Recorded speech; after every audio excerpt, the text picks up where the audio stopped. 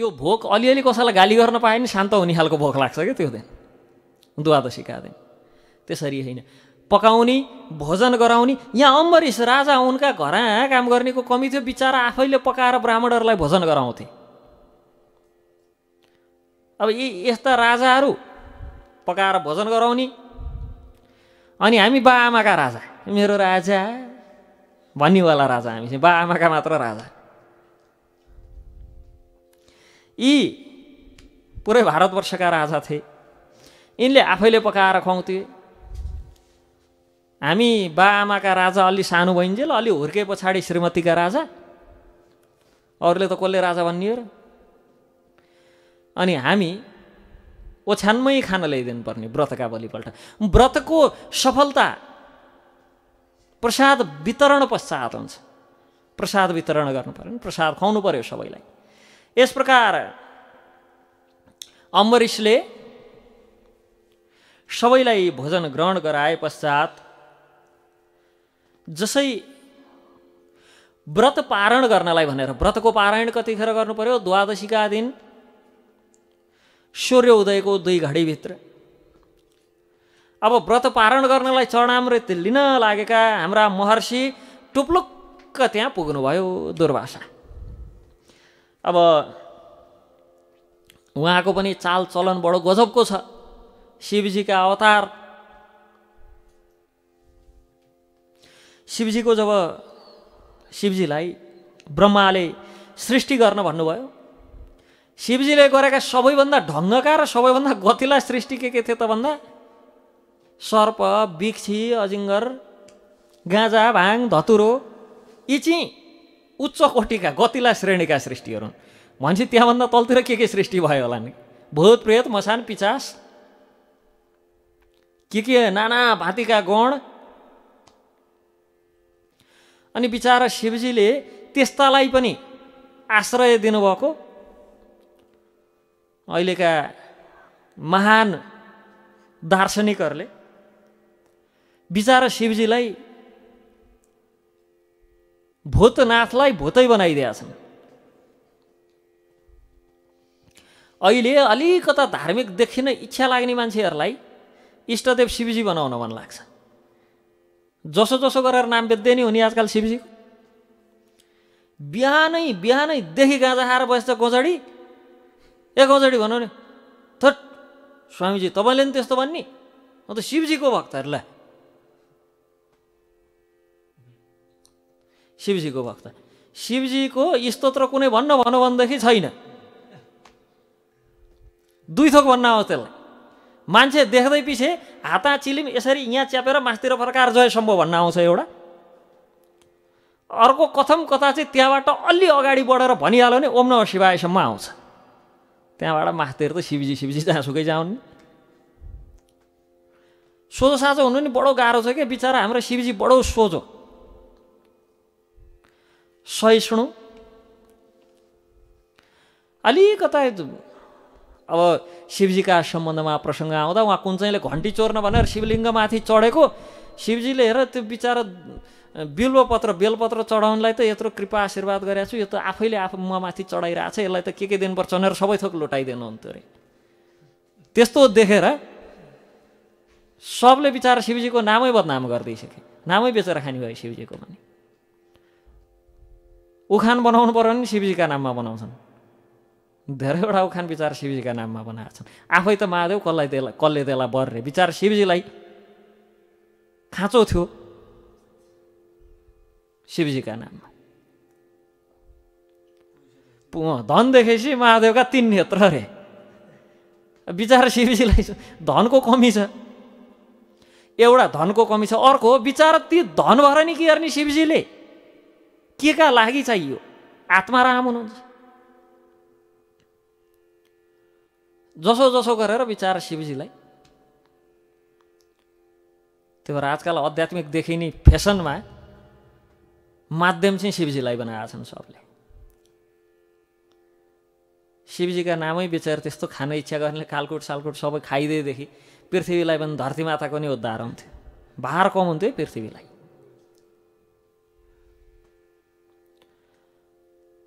अब त्यतातिर त विचार जान्न। अनि त्यस्ता अवधूत भगवान शिवका अंश अवतार दुर्वासा अवधूत नै हुनुहुन्थ्यो। पुग्नुभयो, पुगेपछि महर्षिलाई देखेर महाराज अम्बरीश बडो प्रसन्न हुनुभयो। भन्नुहुन्छ, हे महर्षि, आज हाम्रो परम सौभाग्यले हजुर जस्तो अतिथिको सेवा गर्ने सुयोग प्राप्त भयो। यस्तो सुयोग सानो तिनो तपस्याले, साना तिना तपोबलले, प्रभावले प्राप्त हुँदैन प्रभु। कस प्रकार हजुरको सेवा गरौँ, कसरी हजुरलाई सन्तुष्ट बनाऊ। दुर्वासाजी बडो विचित्र हुनुहुन्थ्यो। सूर्योदय भइसकेको थियो। सूर्योदयको 2 घडी भित्र व्रत पारण गर्ने भनेपछि पक्कै पनि सूर्योदय त भइसकेको थियो। व्रत पारणका लागि तयार हुँदै थियो अम्बरीश। के भन्नुहुन्छ त, स्नान सन्ध्या वन्दन बाँकी छ, नुहाइधुवाइ गरेर यमुनामा गएर सन्ध्या वन्दन आदि गरेर आउँछु, त्यतिखेरसम्म पर्खिनु भनेर हिँड्दैनौ। अब स्वभाव बडो विचित्र छ। के गर्न चाहनुहुन्छ, के गर्न लागेको कसले बुझ्ने। शिवजी त मायापति हुनुहुन्छ नि। जगदम्बा भगवती पार्वतीलाई माया भन्छौँ। मायाका पनि पति हुनुहुन्छ शिवजी। अब ती मायापतिले गर्न लागेका कार्यहरू मायाका दासहरूले कसरी बुझ्ने। ऋषि स्नान आदि क्रिया पनि समाप्त भएको छैन, स्नान गरेर आउँछु यसो भनेर यमुनाको तटतर्फ हिँड्नुभयो। अब सूर्योदयको 2 घडी भित्र परायणको समय थोरै मात्र बाँकी थियो। समय समाप्त हुँदै थियो। दुर्वासा अब आउनुहुन्न, फर्केर आउने हुन्न। कता हराउनु, कता हराउनु, नखोज्न जानु। महाराज अम्बरीश दुविधामा पर्नुभयो। अब ती अम्बरीश पनि राजर्षि हुन्, ऋषि हुन्। हामी जस्तो भयो बुढा नुहाउँदै गर्छन्, हामी यता खाइदिरहेको भनेर ढ्याममा दाल भात सब्जी हालेर मुछेर असुरिसक्थ्यौँ। विचार दुविधामा पर्नुभयो, के गर्ने भनेर। हाम्रो त बुझाइ नै छ नि। अब खाने बेला छ नि के साथी कोरिराख्ने, काम गर्ने है साथी कोर्नु भनेर। काम गर्ने भएपछि यसो भागभण्डा नि लगाउनु मन लाग्छ, साथी कोर्नु नि मन लाग्छ। खाने बेला नि के साथी कोर्ने हो र, भागा खाइहाल्नुपर्छ भनौँ। खाने दाने दाने पे लिखा होता है खानेवाला का नाम भनौँ।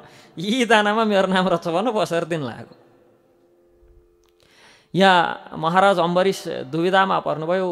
निमन्त्रित अतिथिलाई भोजन नगराइकन महाद्वादशीको पारण गरी भने ब्राह्मण अतिथिको अवज्ञा हुन्छ।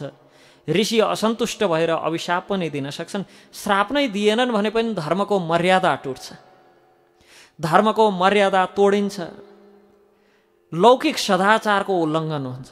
राजाहरूले कसरी सोच्नुपर्छ, सबै घर गृहस्थीमा रहने व्यक्तिले कसरी सदाचारको विषयमा सोच्नुपर्छ। केवल आफ्नो मात्र अनुकूलता हेरेर हुँदैन, मैले गरेको कार्यले मेरा अधीनस्थहरू मेरा छोराछोरीले के सिक्छन् भन्ने पनि हेर्नुपर्छ। मुखबाट चुरोटको गन्ध आउँदैछ, छोराछोरीलाई smoking is injurious to health भन्दै सिकाएर त हुन्। कुनै पनि कार्य आफू नुन अलिकता चर्को भयो भनेर घर एकदम चाहिँ रडाको मचाउने, अनि छोराछोरीलाई चाहिँ रकेटा हो रिस राग द्वेष भनेको गर्न हुन्न, यसले कसैको हानि गर्दैन, रिस भनेको चाहिँ आगोको कोइलो जस्तो हो, जसले हातमा समात्यो त्यसैलाई पोल्छ भनेर सिकाउने। अनि आफू चाहिँ रिसको पोको नाकको टुप्पामा लिएर हिँड्ने। सबभन्दा पहिला त्यो रिसले छुन्छ अर्कोलाई। लौकिक सदाचारको उल्लङ्घन। यहाँ अम्बरीशलाई 3टा विषयमा विचार गर्नुहुन्छ। मैले यदि यसरी निमन्त्रित अतिथिलाई भोजन नगराइकन आफूले व्रतको पारायण गरेँ भनेदेखि के हुन्छ त भन्दा, एउटा त अतिथिको अवज्ञा भएका कारण धर्म विनाश हुन्छ। दोस्रो, यदि ऋषि असन्तुष्ट भयो भने अभिशाप दिन सक्छन्। र तेस्रो, लौकिक सदाचारको पनि उल्लङ्घन हुन्छ। अनि फेरि अर्कोतिर के विचार गर्नुहुन्छ त भन्दा, यदि महाद्वादशीको पारण समयमा गर्न सकिन भने परमार्थ अर्थात् भक्तिको हानि हुन्छ। अब कुन चाहिँलाई छान्ने?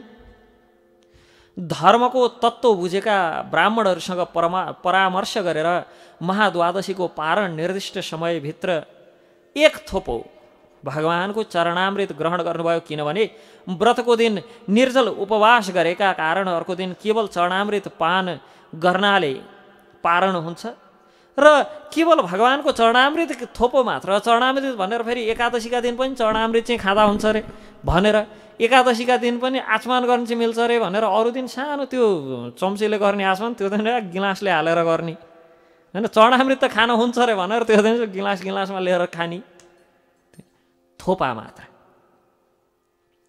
यस प्रकार एक थोपो चरणामृतद्वारा व्रत पारण गर्नुभयो र कुनै पनि रूपमा परमार्थिक भक्तिको निराधार नहोस् भनेर, भक्तिको नष्ट नहोस् भनेर महाराज अम्बरीशले लौकिक धर्मलाई छोडेर परमार्थको रक्षा हेतु एक थोपो चरणामृत लिनुभयो। कता ढोकातिर आएर बस्नु भएको थियो हाम्रा दुर्वासाजी, भित्र छिरिहाल्नुभयो त्यही बेला। भित्र छिर्नुहुन्छ, अब यो केवल जल मात्र लिनाले, जल पनि चरणामृत मात्र लिनाले व्रतको पारण पनि भयो, सँगसँगै खाएको दोष पनि लाग्दैन। सार्वभौम भट्टाचार्य र श्रीमन् महाप्रभु बीचको एउटा प्रसङ्ग छ कि श्रीमन् महाप्रभुले रात्रिको समयमा मध्यरातमा जगन्नाथजीको प्रसाद लिएर सार्वभौम भट्टाचार्यलाई भेट्न जानुहुन्छ। सार्वभौम भट्टाचार्य त्यतिखेरका त्यहाँका राजाका कुल पुरोहित पनि थिए र सर्वमान्य सन्त थिए कि सार्वभौम भट्टाचार्यलाई त्यतिखेरका त्यो समकालीन सम्पूर्ण सन्तहरूले मान्थे, सबैभन्दा परम विद्वान थिए र जगन्नाथजीका मूल पुजारी पनि। अनि ती सार्वभौम भट्टाचार्य खाटमा सुतेका थिए, श्रीमन् महाप्रभु पुग्नुभयो, पुगेर सार्वभौम भट्टाचार्यलाई प्रसाद दिनुभयो, उनी खाटबाट झरे कुप्लुक्क खाइदिए। अब बडो आश्चर्य कुरो, त्यस्ता सन्त भएर, त्यस्ता ब्राह्मण भएर सुतेको ठाउँबाट उठ्दा पनि नउठिकन त्यही खाटैमा बसेर प्रसाद खाइदिए। त्यो त लौकिक दृष्टिले त ठिक कार्य, शास्त्रोचित आचरण त भएन। महाप्रभुले प्रश्न गर्नुहुन्छ, सार्वभौम के गर्दैछौ भन्दा सारा यम नियम आदि भगवत प्राप्तिका लागि गरेको स्वयं भगवानका हातबाट भगवत प्रसाद पाउँदाखेरि म यो प्रसादलाई यहाँ छोडेर नुहाउन जान्छु भने म जति बेवकुफको होला। सारा नियम त मैले भगवानलाई पाउन गरेको, अब भगवानकै हातबाट भगवानकै प्रसाद पाउँदैछु भने त्यो त लिइहाल्ने हो नि। अर्थात् त्यो अवस्थामा दोष लाग्दैन। त्यसै गरी यहाँ पनि व्रत पारणका लागि केवल चरणामृत पान गर्नाले भोजन गरेको दोष लाग्दैन। यति विचार गरेर महाद्वादशी व्रतको पारणका लागि एक थोपो चरणामृत लिनुभयो। जसै अम्बरीश महाराजले पारण गर्नुभयो, दुर्वासा ऋषि आइपुग्नुभयो, योग बलले त्यहीँ थाहा पाइहाल्नुभयो अम्बरीशले महाद्वादशीको पारण गरिसके, मलाई खान बोलाएर अनि पहिला आफूले खाए। तुरुन्त क्रोधित भएर, बडो पाखण्डी रचौ तिमी अम्बरीशलाई, कि मलाई निमन्त्रण दिएर मलाई भोजन नगराइकन स्वयं पहिला तिमीले भोजन गरेको, तिमीलाई यसको दण्ड, यसको स्वाद अब मैले चखाउँछु। यति भनेर आफ्नो जटाबाट, जसरी शिवजीले जटाबाट वीरभद्र उत्पन्न गर्नुभएको थियो त्यसै गरी दुर्वासाले आफ्नो जटा निकालेर भैँमा यसरी बजार्नुभयो।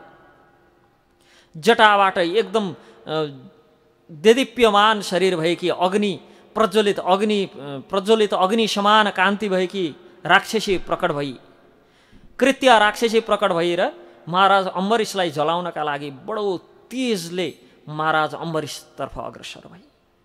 महाराज अम्बरीश हात जोडेर सम्पूर्ण रूपले निर्भीक भएर त्यहाँ बस्नुभयो, हात जोडेर। ठिक छ, हात जोडेर निर्भीक भएर। अब वास्तवमा भगवानको भक्तिको प्रथम फल भनेकै अभय पद हो, निर्भयता। धर्मको मार्गमा हामी हिँड्यौँ भने पहिलो गुण के आउँछ हामीमा? अभयता, निर्भयता। तर आजकल डरका कारण धर्मको मार्गमा हिँड्छौँ हामी। यसो गरेन भने त्योवाला नरकमा जानुपर्छ, त्यसो गरेन भने फलानुवाला नरकमा जानुपर्छ, यति दान गरेन भने पितृ फलाना ठाउँमा पर्छन्, उतै गरेन भने त्यहाँ पर्छन्। डरमा विचार धर्म गर्छन्। धर्मले अभय पद प्रदान गर्नुपर्ने, सबभन्दा पहिलो पद प्राप्त हुने नै धर्मबाट अभयता, निर्भयता। तर अहिले भक्ति नै हामीलाई चाहिँ डरका कारण हुने गर्छ, धर्म नै डरका कारण गर्छौँ। त्यसै कारण पनि हामीले वाञ्छित फल पाउँदैनौँ। प्रेमका कारण गर्नु पर्यो।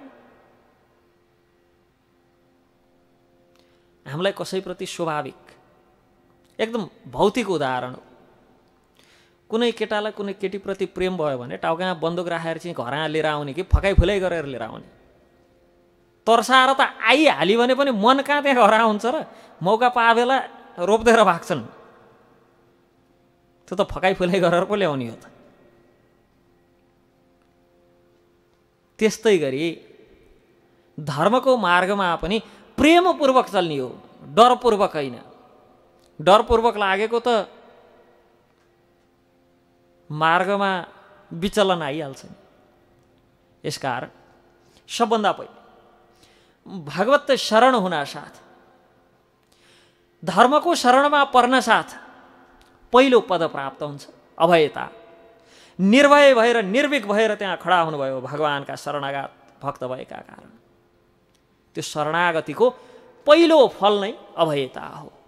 यसकारण भक्त भागवतहरू कुनै पनि कार्य गर्दा, दान गर्दा, पुण्य गर्दा, पूजा आदि गर्दा, भागवत आदि कुनै पनि कार्य गर्दा डर त्रास भएमा रहेर होइन, प्रेमपूर्वक गर्नुपर्छ।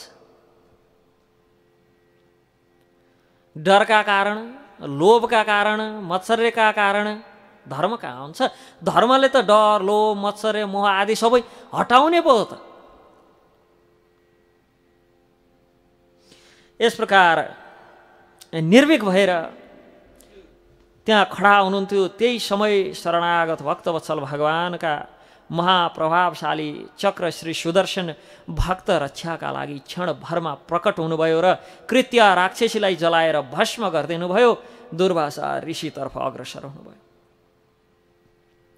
दुर्वासालाई जलाउन भनेर, दुर्वासालाई भस्म गर्न भनेर अगाडि बढ्नुभयो। दुर्वासाजी बडो भयभीत हुनुभयो र प्राण रक्षाका लागि तेजले भाग्न लाग्नुभयो। शास्त्रका विषयहरू बडो गजब हुन्छन्। कहिलेकाहीँ यी विषय प्रसङ्गहरू पढ्दै गर्दा, सुन्दै गर्दा यसो आँखा चिम्लेर त्यसलाई भिजुअलाइज गर्ने प्रयास गर्छु म। कस्तो देखिन्थ्यो होला।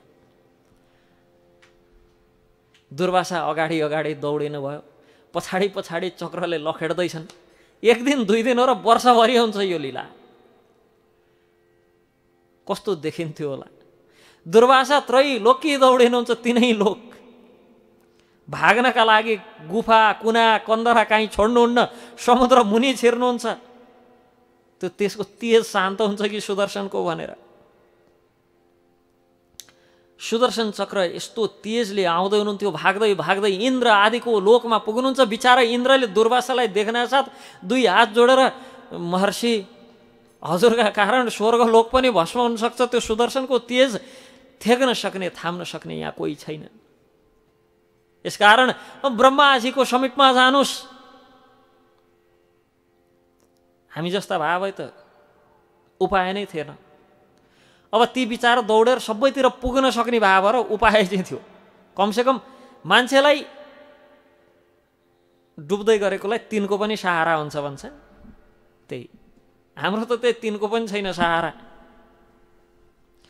तत्पश्चात दौडदै भाग्दै भाग्दै अगाडि अगाडि दुर्वासाजी दौडिनु भएको छ, पछाडि पछाडि सुदर्शनले लखेड्दैछन् चक्रले। ब्रह्म लोकमा पुग्नुभयो। ब्रह्माले पनि हात उठाउनु भयो, म त केही गर्न सक्दैन भनेर। तत्पश्चात कैलाशतर्फ जानुभयो। भगवान शङ्करजीको समीपमा पुग्नुभयो। शङ्करजी दुर्वासालाई भन्नुहुन्छ, बडो विचित्र लीला गर्छौ बेला बेलामा। कि भगवान भक्तसँग त्यहाँ गएर नाक रगड्नु किन अर्काको काम? आपद विपद त पर्नै थियो। भगवत भक्तहरूका भगवानका शरणागत भक्तहरूको महिमा नबुझे जस्तो मूर्खै किन गर्नु? भगवत भक्तको चरणमा अपराध गरे पछाडि मैले पनि केही सहायता गर्न सक्दिनँ। सिधै भगवान विष्णुका समीपमा जानु। जसको यो चक्र हो उनै भगवान चक्रधारी सुदर्शनधारी श्री विष्णुले तिम्रो रक्षा गर्नुहुन्छ। अरू कुनै उपाय छैन। दुर्वासा ऋषि अति शीघ्रतापूर्वक विष्णु लोकमा भगवान विष्णुको श्री चरणमा उपस्थित भएर आफ्ना प्राणको रक्षाका लागि प्रार्थना गर्नुहुन्छ। हे प्रभु, मेरो रक्षा गर्नुहोस्। त्राही त्राही म बडो दुखी छु। हजुरको त्यो चक्रको तेजले मलाई पीडित बनाएको छ, प्रताडित बनाएको छ। यो जगतमा हजुर अतिरिक्त अरू कोही मेरा रक्षाका लागि अगाडि आएनन्। प्रभु, म हजुरको शरणागत छु। हजुर शरणागत वत्सल हुनुहुन्छ। अत हे प्रभु, शरणागतको रक्षा गर्नु नै हजुरको स्वभाव भएका कारण मेरो रक्षा गर्नुहोस्। यस प्रकार प्रार्थना गर्छन् दुई हात जोडेर। दुर्वासाले प्रार्थना गर्छन्, हे प्रभु मलाई बचाउनुहोस् भन्दा भगवान विष्णु, अहम भक्त पराधीनो, म भक्तको अधीनमा छु। या स्वतन्त्र इव द्विज साधुभिर्ग्रस्तो हृदयो भक्तैर्भक्तजन प्रिय। साधवो हृदयं मह्यं साधूनां हृदयं त्वं मदन्यत् तेन जानन्ति नाहं तेभ्यो मनापि। कि अहम भक्त पराधीनो, म शरणागत भक्तहरूको अधीनमा छु। म भक्त विद्वेषीहरूको रक्षा गर्न सक्दिनँ। म भक्तहरूको हृदय हुँ र भक्तहरू मेरा हृदय हुन्। साधवो हृदयं मह्यं साधूनां हृदयं त्वहं। भक्तहरू साधुहरू मेरा हृदय हुन् र तिनको हृदय म हुँ। म भक्तहरूलाई कहिले पनि छोड्न सक्दिनँ। म भक्तहरूको पराधीन छु। जसले मेरा भक्तहरूको चरणमा हजुरले अपराध गर्नुभयो, तिनै भक्तले केवल हजुरलाई क्षमा गर्न सक्छन्। मैले गर्न सक्दिनँ, किनभने अहम भक्त पराधीनो, म भक्तहरूको अधीनमा छु। यदि हजुर आफ्नो कल्याण चाहनुहुन्छ भने मेरा भक्त अम्बरीशको निकट गएर क्षमा प्रार्थना गर्नुहोस्। यस प्रकार अम्बरीशसँग गएर माफी माग्नका लागि स्वयं भगवानले पनि भन्नुभयो। वास्तवमै भगवान भक्तहरूको अधीनमा हुनुहुन्छ। भक्त भागवतहरू, यसको त प्रमाण शास्त्रमा यति धेरै छ। प्रहलादले मेरा भगवान खम्बामा छन् भनेर लगाइदे, बिचारा भगवान खम्बाबाटै प्रकट भइदिनु हो भक्तको वचन सत्य गर्नलाई। भगवानले महाभारतको युद्धमा प्रतिज्ञा लिनुभयो, म अस्त्र शस्त्र उठाउँदिन भनेर। भीष्मले के प्रतिज्ञा लिँदे? आज कि भगवानले शस्त्र उठाउँछन्, नभए अर्जुन मर। बिचारा भक्तको प्रतिज्ञा सत्य साबित गर्न भगवानले आफ्ना प्रतिज्ञा छोड्दैनौ भयो। भक्तको अधीनमा कसरी हुनुहुन्छ? त्यस्ता अनेक उदाहरण छन्। शिवजी हामीले हिजोको सत्रमा यो प्रसङ्ग सुनेका थियौँ कि नन्दीले श्राप दिएका थिए रावणलाई। के भनेर? यस्तै बाँदर जस्तै मुख भएको व्यक्तिले एक दिन तेरो घमण्ड चुर चुर गर्छ भनेर। बिचारा नन्दीको त्यो श्राप पूर्ति गर्न भगवान शङ्कर स्वयं बाँदर जस्तो स्वरूप धारण गरेर हनुमानको रूपमा आउनुभयो। अञ्जना र केसरीको गर्भबाट, बाँदरकै गर्भबाट।